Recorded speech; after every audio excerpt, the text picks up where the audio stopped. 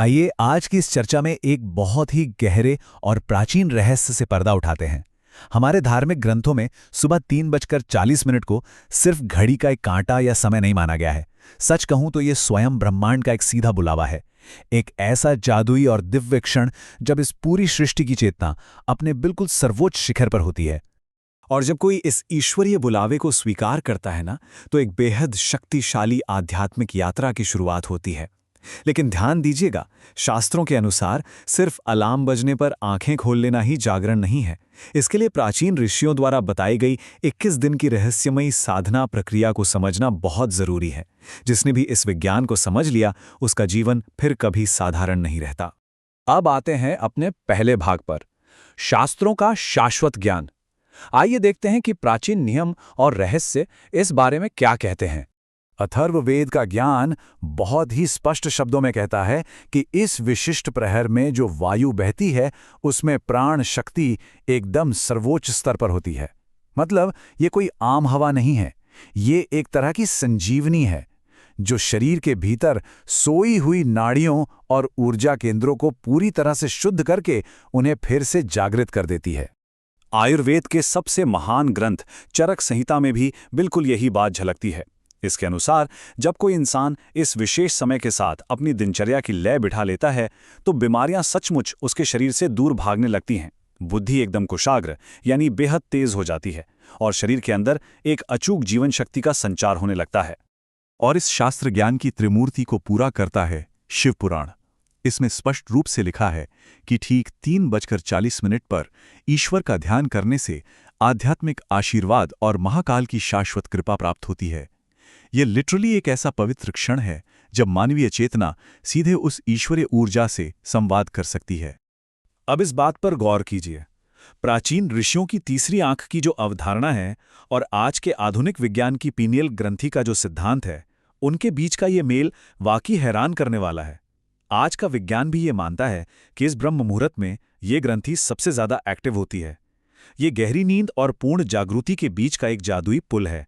इस पल जो भी विचार उठते हैं, वो सीधे अवचेतन मन की गहराइयों में छप जाते हैं। चलिए अब बढ़ते हैं दूसरे भाग की तरफ, संकल्प और ऊर्जा का विज्ञान। धार्मिक दृष्टिकोण से देखें तो संकल्प सिर्फ एक मामूली सा विचार या इरादा नहीं है। यह असल में एक प्रचंड तपोबल है, एक डायनामिक ऊर्जा है। ये ब्रह्मांड को एक बहुत ही स्पष्ट संकेत भेजता है और आध्यात्मिक रास्ते में आने वाले हर संशय को भस्म कर देता है। बिना इस प्रचंड ऊर्जा के लिया गया कोई भी फैसला महज एक इच्छा बनकर नष्ट हो जाता है। इसके साथ ही ब्रह्मचर्य का पालन करना और अपनी शारीरिक ऊर्जा को बचाना हमारे भीतर ओज का निर्माण करता है। यही ओज वो दिव्य जीवन शक्ति है जो सुबह उठने के संघर्ष को खत्म कर देती है और उसे एक बेहद सहज और आनंद से भरा अनुभव बना देती है, क्योंकि ऊर्जा को बिखरने से रोकने पर ही सच्ची एकाग्रता जन्म लेती है। तो अब आते हैं तीसरे भाग पर, आधुनिक जीवन की सबसे बड़ी भूल। ये जो आंकड़ा आप देख रहे हैं, ये अपने आप में एक बहुत ही कड़वा सच है। 91% लोग इस पवित्र साधना के पहले ही हफ्ते में फेल हो जाते हैं। और इसका कारण क्या है? कारण यह है कि वे किसी अनुशासित शास्त्रीय व्यवस्था को अपनाने के बजाय सिर्फ अपने क्षणिक उत्साह पर निर्भर रहते हैं। और उत्साह तो पानी के बुलबुले की तरह है, जो कभी भी फूट सकता है। देर रात तक मोबाइल की कृत्रिम रोशनी को घूरते रहना और फिर अगली सुबह एक दिव्य जागृति की उम्मीद करना, ये एक बहुत बड़ा और विनाशकारी विरोधाभास है। हमारे धर्म ग्रंथों में स्पष्ट निर्देश दिए गए हैं कि आदर्श रूप से रात 8 से 10 बजे के बीच शरीर को पूरी तरह से विश्राम की अवस्था में चले जाना चाहिए। सोने से पहले का सिर्फ 15 मिनट का ये रात्रि विधान एक आम सी नींद को पवित्र निद्रा में बदल सकता है। फोन को बंद करके दूर रख देना, दिमाग में दौड़ते विचारों को शांत करना, ईश्वर का स्मरण करना और अपने शरीर को विश्राम का निर्देश देना, ये विधान सुनिश्चित करता है कि भौतिक शरीर अगली सुबह के उस ब्रह्मांडीय बुलावे के लिए पूरी तरह से तैयार हो चुका है। और इसी के साथ हम आते हैं चौथे भाग पर, 21 दिन की प्रमाणित प्रक्रिया। 21 दिनों में इन सटीक चरणों का पालन करके एक साधक अपने शरीर को ब्रह्मांड की लय के साथ जागने के लिए धीरे धीरे ट्रेन करता है।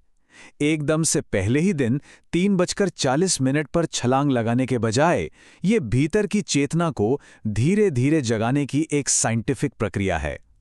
पहले हफ्ते 5 बजे, फिर 4:30, फिर 4 और अंत में बिना किसी अलार्म के ठीक 3:40 पर। इंटरनेट पर यहाँ-वहाँ बिखरा हुआ मुफ्त ज्ञान अक्सर इंसान को भटका देता है, खासकर तब जब नींद और आलस्य का प्रहार होता है। एक सच्चे और स्थायी बदलाव के लिए एक बहुत ही कठोर व्यवस्था की जरूरत होती है। एक ऐसा सिस्टम जो उत्साह की आग बुझने के बाद भी लगातार रास्ता दिखाता रहे। ये जो संरचित ढांचा है, ये एक सच्चे गुरु की तरह काम करता है। इसमें प्रामाणिक संकल्प विधियों और मंत्रोच्चार के उचित नियमों से लेकर एक डिजिटल ट्रैकर तक शामिल है, जो दिन भर के संकल्पों को दर्ज करता है। ये फ्रेमवर्क सुनिश्चित करता है कि साधक अपने रास्ते से कभी ना भटकें। और हाँ, कठोर शास्त्रीय नियमों के अनुसार इस अनमोल ज्ञान के लिए प्रतिबद्धता के एक प्रतीक यानी दक्षिणा की भी आवश्यकता होती है। यह सिर्फ कोई मूल्य चुकाना नहीं है, यह ब्रह्मांड को यह साबित करना है कि इंसान अपने आंतरिक परिवर्तन के प्रति सच में गंभीर है, क्योंकि बिना सम्मान के ग्रहण की गई विद्या कभी भी पूरी तरह से फलित नहीं होती।